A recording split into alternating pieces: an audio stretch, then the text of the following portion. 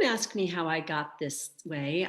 Let's just say, you know, the Trump people. They gave me the job, and that's all that you really need to know. I will tell you that I work for the Re-Beautification of America Committee, but I have nothing to do with re-beautification. Is that clear? They're the ones who decide what our remodeled or new buildings, or our law courts, or our federal or a state or a city buildings, or our office buildings, or our schools and airports and embassies and so forth will all look like. But I have nothing to do with that either. The way they look, I mean, well, I wouldn't know an Ionic arch from a Corinthian if my life depended on it. So we're all just going to accept that one day we'll all look like Greeks or Romans in the near future. So my advice to you is to like I've done. But all this architectural stuff is still not what I do. So when the powers that be decided that the building they're going to use is going to look like, when they decide all of that, they forgot one important thing. You see, many of the buildings that you're going to use have sayings carved into the front and the sides, and somebody has to pick them out. And that's where I come in. Now, don't ask me what my qualifications are, because they just said they didn't want a poet, and I don't think I'm that. Gallia est omnis divisa in partes tres. All Gaul is divided into 3 parts. Doesn't that sound poetic? It's all I can remember from my high school Latin class. But that's not really poetry. I'm just your average gal trying to fit herself into the look of a new, well, no, an old world. I'm not a poet. Well, I better get to work. They're all upstairs waiting for me. I have to check my list here. Oh, okay. So the first one here is a proposed state office building in upstate New York. And they want to put a Doric tower on top of it. Now, that's none of my business. What they want, but they want a motto. So how about right under the tower? Short and pithy. What was it that Lincoln said? You can fool some of the people some of the time, and all the people some of the time, but you can't fool all the people all of the time. So how about all of the people some of the time? That's short and pithy. So let's see, what's next? Oh, a law court in Utah inspired by the Pantheon in Rome, whatever that is. So, well, in my hometown, there was an old courthouse. What was the thing, something the hell was written across the front of that. But my history teacher took us to look at it once. So what could it say now? Justice for some. Yes, that ought to do it. Well, to tell you the truth, I thought this job might be a little too much for me, but once you get going, there's really nothing to it. Oh, look, here's one in the boss's own hand. He must have scribbled it in the margin while he was going over the whole list. You see, I know his basic hand, and maybe that's why I got the job. I know without being told. Anyway, it's scribbled, but you can just make it out. Be sure every single private home, including apartment buildings, condos, and townhouses and glass towers, have sufficient space on the front of them where posters will be put. That's what he wants. That's what he gets. Oh, and here's another one. A burned down embassy. Flying buttresses should be used extensively, whatever they are. Let's see what to put on that. America first. Oh, that ought to do it. You know, you have to be so careful because once something is cut in stone, it's hard to change it. And once you change it, it's even harder to go back. Yeah. Well, about in him we trust.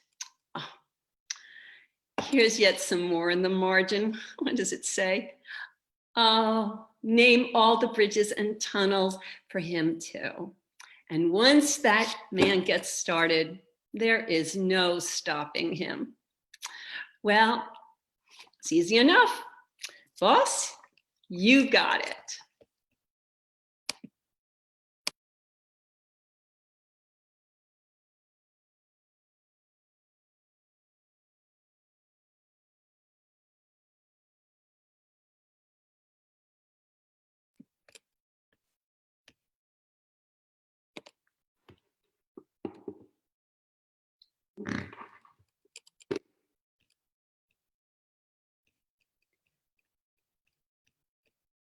Well, I won't be teaching Pride and Prejudice this semester, that's for sure. It's not Pride and Prejudice, dear. It's Sense and Sensibility for my book group. 3 chairs for book groups. Now, we said that we would try to be less sarcastic during the epidemic. Fucking cocksucker. They wouldn't let me teach at all. I wish you would have let me helped you more. Here's something.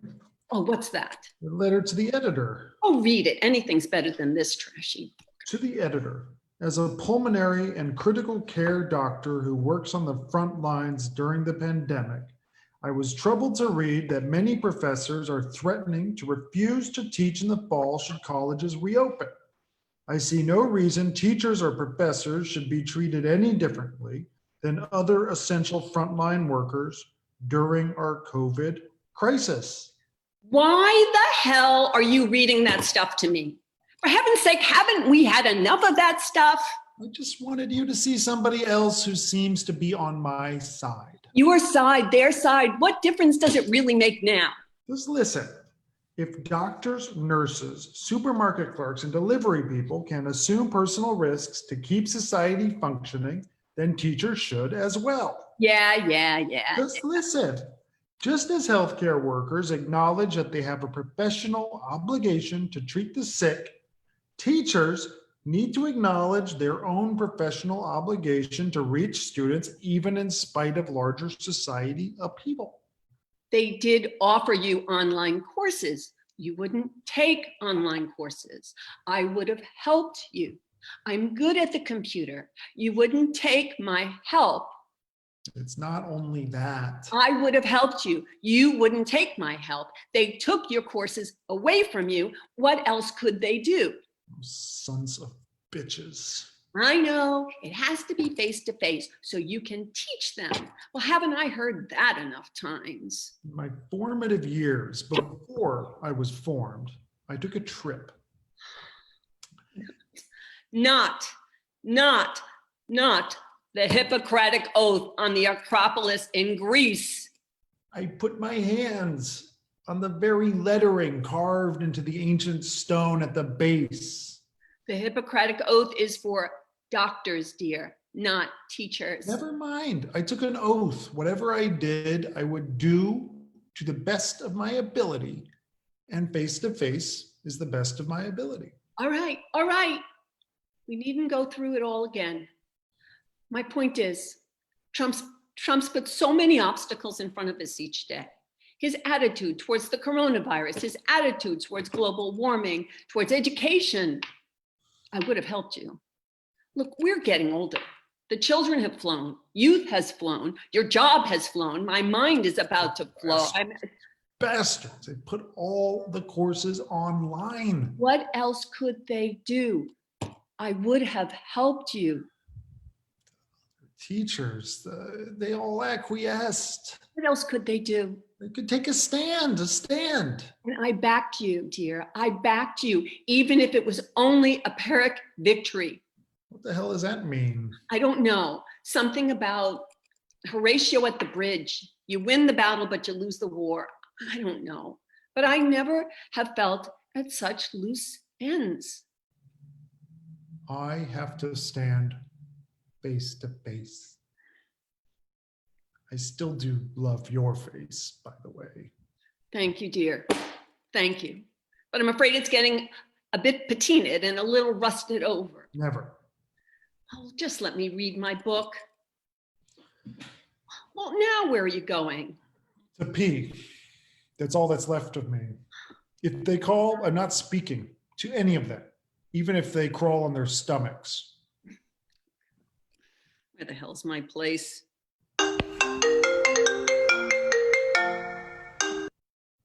Hello? Who is this? Oh, you're calling for the chairman. No, he's not here. Do you want to leave a message? Well, who is this? Oh, you're the student aide. Well, what's the message? He can have all of his courses back. He can teach in person. All foreign students, President Trump wants it. That is not good.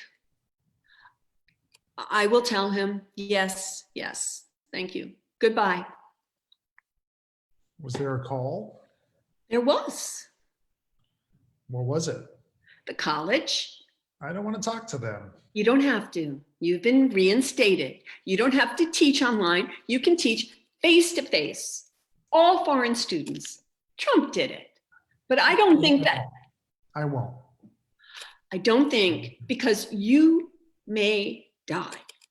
So what? I won. Don't you see? I won. You will catch the virus. I know you. You will catch the virus and you will die, and you can't do that.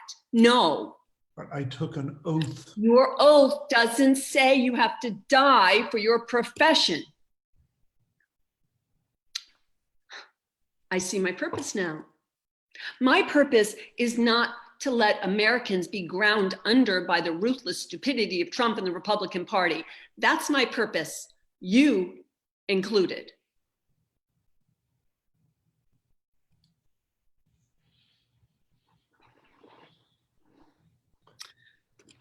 The day our author finished this play, the Trump administration reversed itself, something they often do.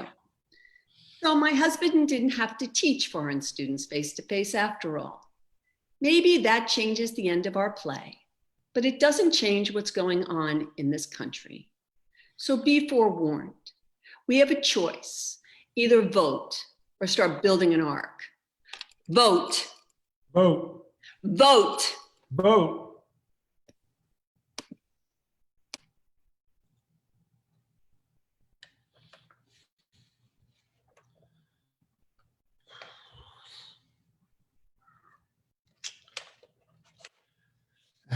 Oh, no. I did it again. Not your fault, Mr. Thompson.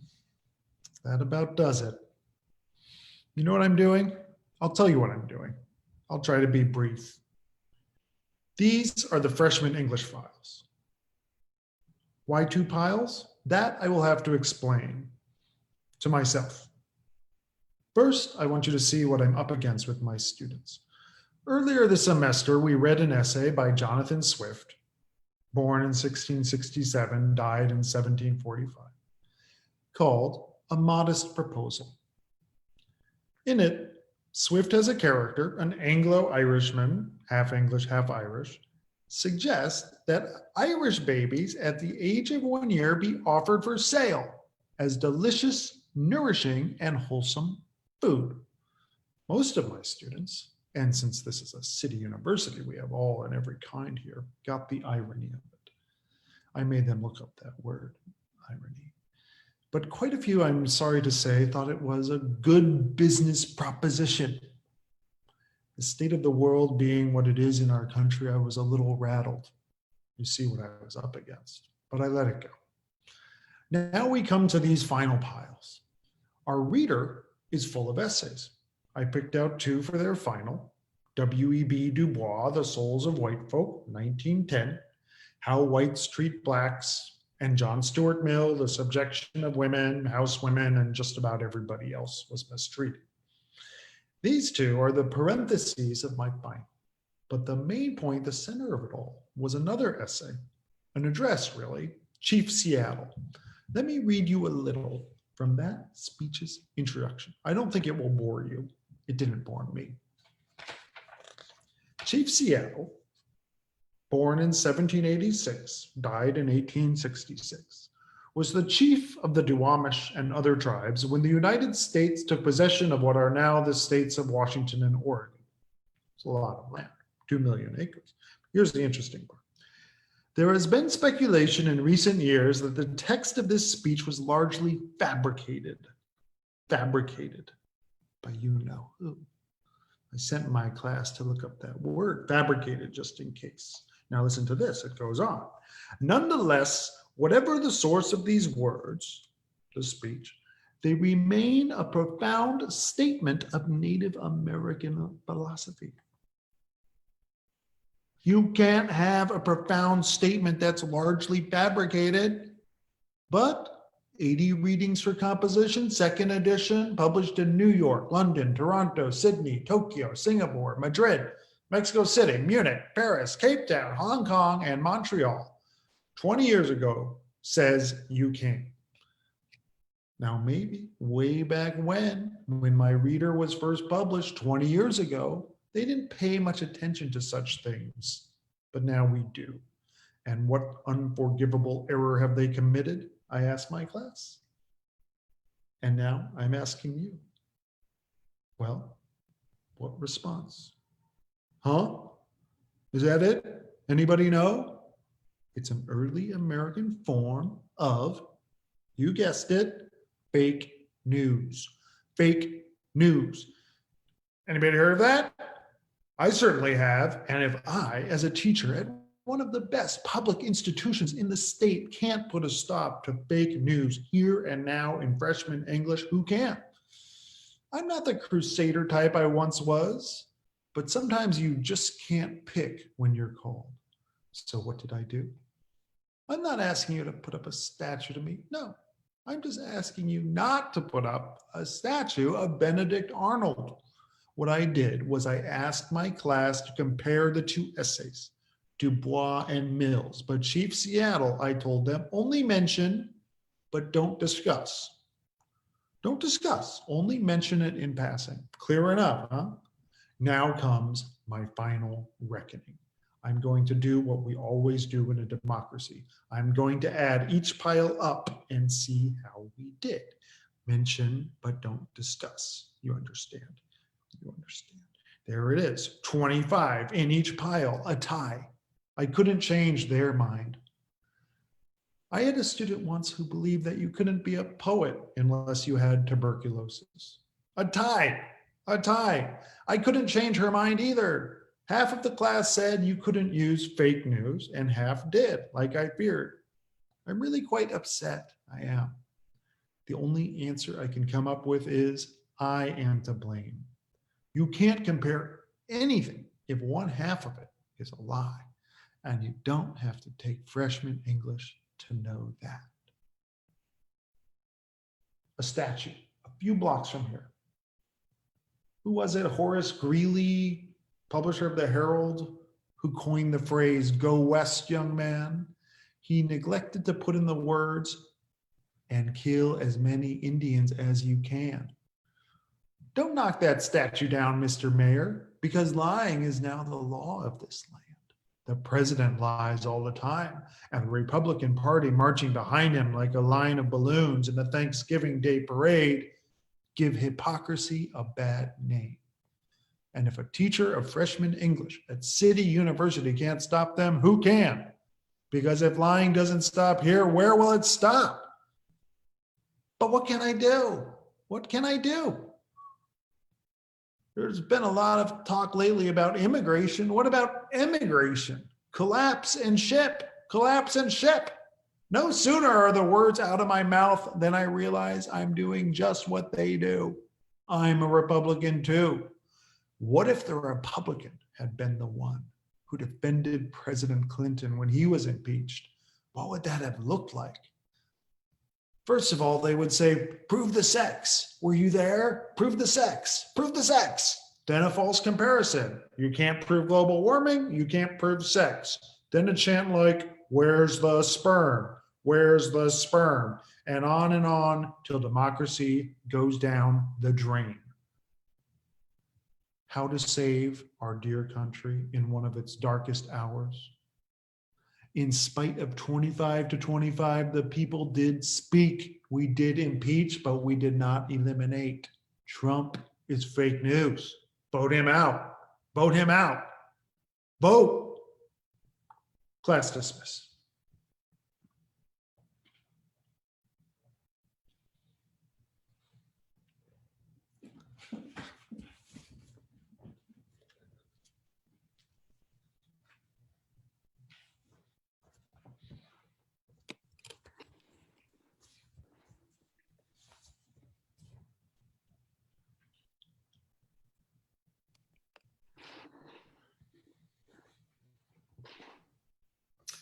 Well, it worked yesterday when you were here, but my husband can't get it to start today. And, we really need it. Please come back and show us how to turn the thing on. Thank you. Still not there? No, I left a message like I did an hour ago, and the hour before that, and the hour before that. All right. Why don't you take a crack at starting the air conditioner? Oh, that's a change. You never let me do anything. He told us he would come back, but everybody is ordering those new air conditioners, and that it's very, very busy time We for all him. got a story. It's because of global warming. He said the earth is overheating, and so are we. There's no such thing as global warming. Why don't you take a crack at it? I'd rather believe the man in Washington than the clowns around here. He said he's very busy because everybody is installing those new air conditioners because of Some people will believe anything. What I am worried about is what we'll look like. We'll look like something come off your grill. Is it my fault that he's taking so long to get here? Yes, it is your fault. After what you did, nobody in this town will work for us. And we had to hire someone who didn't live around here. And by the time he gets here, we'll both be grilled alive, thanks to you. You mean cutting down those trees? What's wrong with cutting down what belongs to me?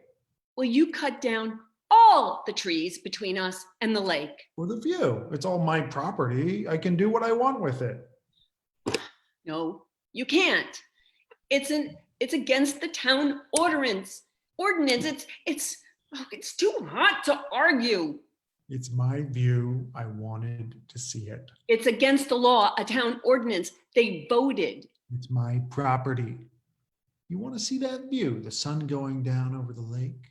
Or you want to see a bunch of scrubby pine trees? If we live to see it, that's all I want. To live. I'm putting all the trees back, aren't I? I'm doing what those fucking hicks want, aren't I? It was them, the locals, as you call them, and the people with summer homes, the whole town that rallied against you. The vote was unanimous. But we still got the view.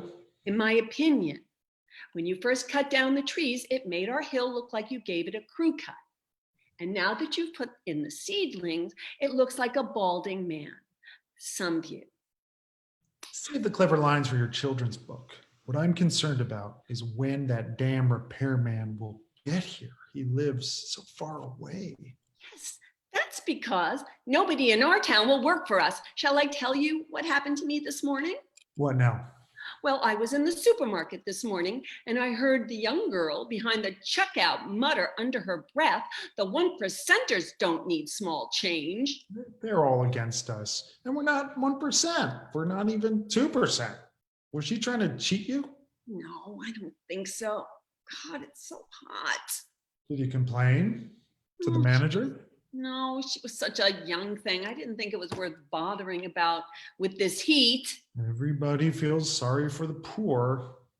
We can take our business elsewhere. We took it elsewhere. That's why we're waiting for the repairman. You know, these hicks got an awful lot of nerve, and the second homeowners, and they all got a story. You know what? I'm glad I did it. At least my children and my grandchildren will have something to look at. My eyes have filled with tears from this heat. How will I see anything? How will we sleep here tonight? Please try and see if you can start that infernal machine. You never let me do anything before. What a surprise. There's settings for summer for intense heat, and there's settings for winter with the furnace on, and there's settings for fall and spring and God knows what else. We should stop importing these infernal machines. It sits on the wall with its mouth open like a dying thing. I know. Don't tell me. Save it for my books. All right. Don't. I won't. Ever again. Never again. I thought you were good at everything. At least that's what the TV and the newspapers said. The secret of my success is to get everybody pulling together. I can't make repairman come if they hate me. Please try for me. All right, dear. I'll try for the both of us. And if I can find it.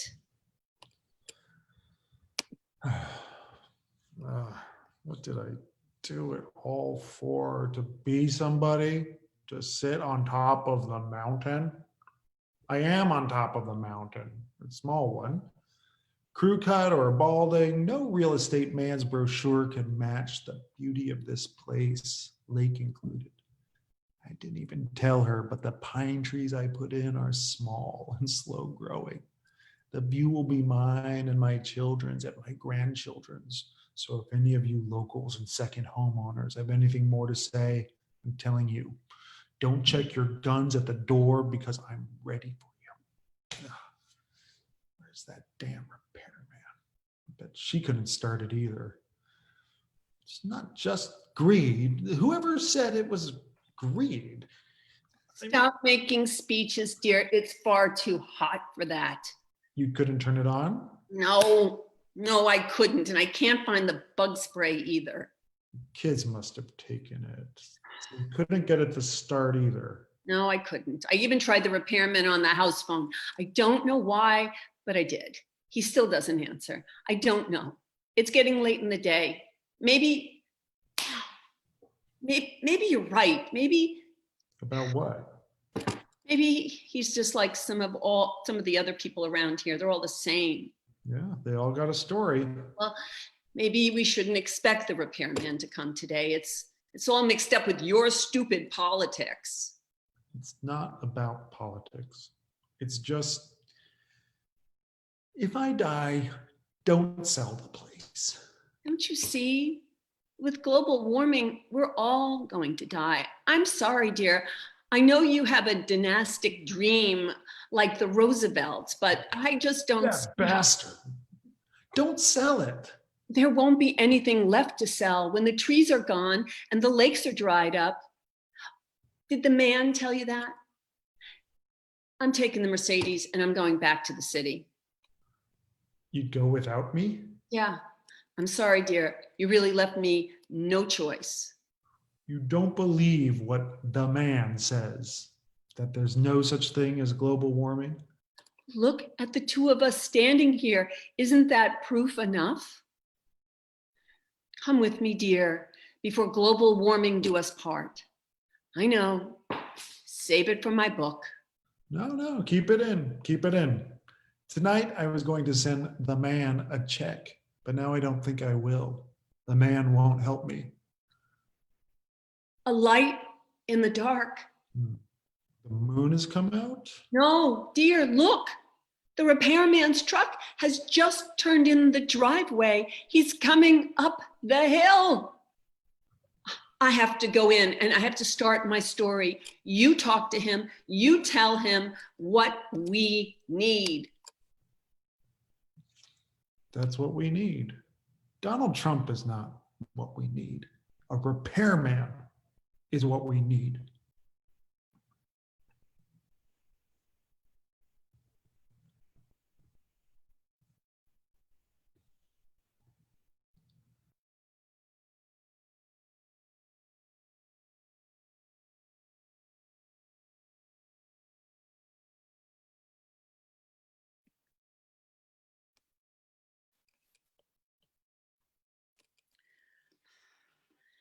Okay.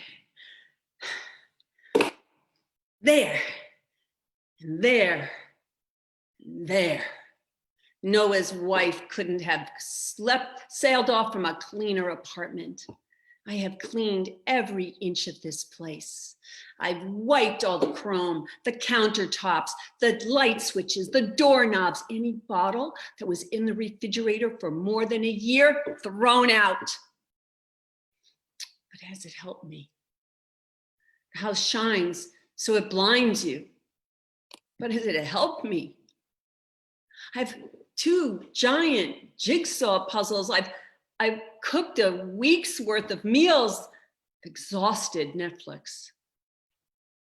Has it helped? This virus, it's so capricious. I've washed my hands until they're as red as the red in our flag, but I'm never going to feel all right, safe, anything again. And I'm not alone. Everybody feels it. At home, everybody feels it. So what to do? What dove on the horizon is going to save us?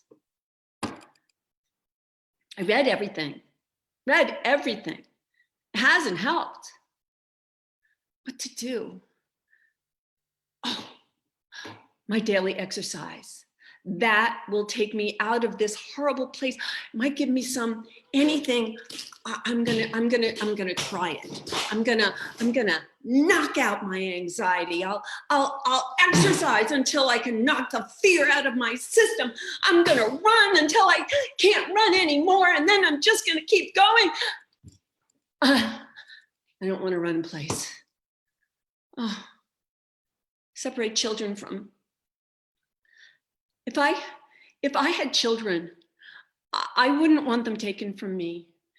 We don't do that. We are this is in the Bible, Abraham we don't do that. This is not working. Don't think. Stretch, yes. Okay. Keep my head up. Go. You know, I like my housekeeper, and I like my doorman. I like the cop on the beat. Oh God, dear God, I don't want to. Oh, there, I said it. I didn't say it. Don't say anything. Don't think children. Stretch. Children. Stretch. Oh, this isn't working. I have to try something else. Oh, weights. I can do weights. If this doesn't do it, I don't know what will. Besides, what does he know? He doesn't believe in pandemics. He doesn't believe in science. He doesn't believe in global warming. By the time his wall is finished, the whole Southwest will be dried up. He doesn't know about viruses. Governors don't know about. Mayors don't know about. Well, who knows about what? I don't know. What have epidemics to do with politicians? What? You tell me, Mr. President, Mr. Governor, Mr. Mayor, you tell me. Even the scientists are trouble. I gotta try something else here. TheraBand, this always works. I'm gonna think about happy times. Think about vacations. Yes, think about happy. The first attenders, the garbage men, the delivery men, whites, blacks, browns, Asians, nurses, doctors, Native Americans. I don't want to die. Well, maybe I'm wrong.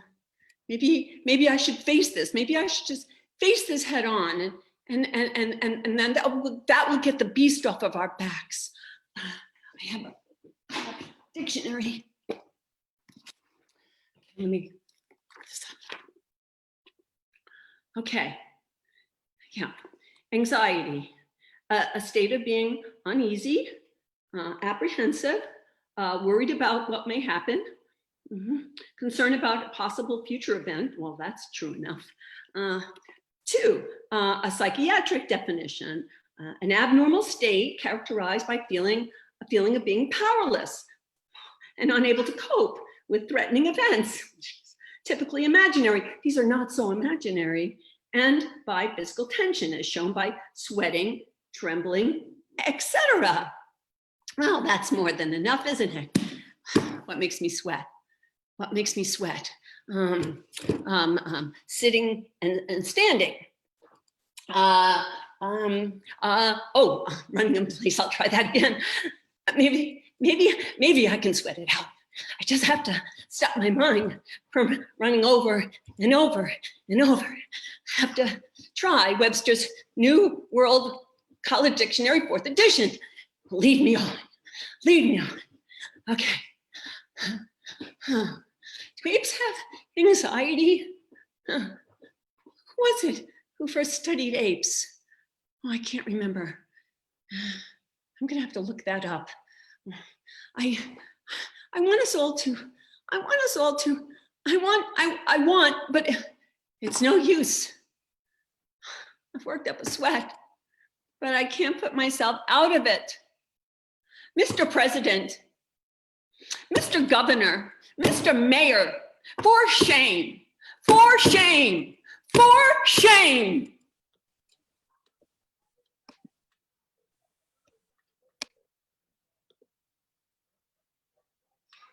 And that's it. Hey, everybody.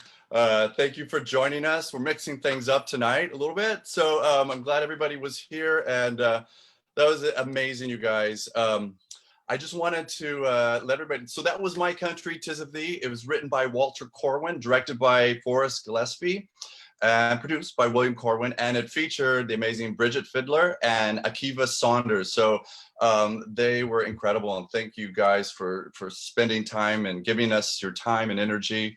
I want to let everybody know out there what's coming up. We have this weekend is Halloween, and we have our 44th annual Village Halloween Costume Ball, and we're going to do it online. And it is massive. Let me tell you, there are like 90 to 100 some performers and acts and different things happening, but it's not just online. There's going to be a pop-up performance space, what we're calling the Chop Shop Theater. So that's live performances outside the TNC shop. The garage doors will be open outside their scene shop, and they've made like a little stage and performance area, and outside of there will be like 6-foot circles, like 6-foot pumpkins on the ground where people can stand and watch and be socially distanced and safe. And it's going to be amazing. So I hope you will be there. I'm going to be there in person checking it out. And so join us. The live performance starts at 7:15. So definitely be there for that. And then the online events start at 4 o'clock. So head over to our website. It's theaterforthenewcity.net. And check everything out. There's so much going on. There's kids stuff, there's contests, there's a costume contest, there's a radio show. I do a radio piece where I do an imitation of Trump. It's crazy. I never knew I could do that. So we'll see you then. And then I just also wanted to give a huge thank you to everyone who has donated over these past, what is it, 8-9 months. Thank you for your help. Like, people here are working for no money, giving their time and energy, and the theater is surviving, but barely. So keep your donations coming in. Just give what you can. Any little amount helps. So keep them coming. And again, thank you. A big virtual hug out to everybody who's helped us out there. So God bless you. And yeah, get out and vote. We have till Tuesday, so it's really important to get out there and vote. I voted early. There's massive lines, but we're doing it. So tonight's piece was so fitting for the election and what's going on right now, and just this crazy world we're in. And I want to thank Walter Corwin for sharing his work with us. And again, BRIDGET FIDLER and AKIVA SAUNDERS, you come in and say hello. You guys, thank you for being here and sharing your time. And incredible work. And again, FORREST Gillespie, thank you, and Will Corwin for putting this together. And keep coming back. Head to the website. We have lots more readings coming up in throughout the year. So just go to the theater website, which is theaterforthenewcity.net, and we'll keep them coming. And again, donate and thank you for your support. And yeah, vote, man, vote. See you guys. Thanks, everybody. Thank you. Bye. Thank you guys.